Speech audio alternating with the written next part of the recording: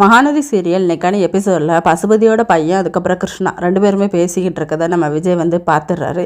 நீங்கள் பேசிகிட்டு கேட்டுட்டு தாண்டா இருந்தேன், ஏன்டா என்னடா கூட இருந்தால் இந்த வேலை பார்த்துட்ருக்கீங்களா அப்படின்னு சொல்லி 2 பேருமே போட்டு புரட்டி எடுக்கிறாரு.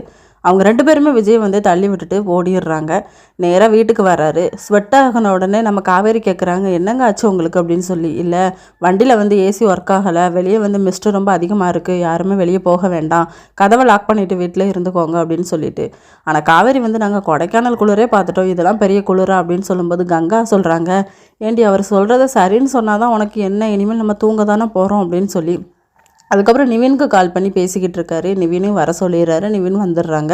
அவங்க 2 பேருமே பேசிட்டு தான் இருக்காங்க. சந்தேகமாக தான் இருக்குது, ஏதோ பிரச்சனையாக போகுது அப்படின்னு சொல்லி. காவேரியும் வராங்க. என்னாச்சுன்னு சொல்லி கேட்கும்போது, நாங்கள் 2 பேருமே ட்ரிங்க்ஸ் பண்ணலாம்னு நினச்சிட்டு இருந்தோம், நீ வந்துட்டியா அப்படின்னு சொல்லி.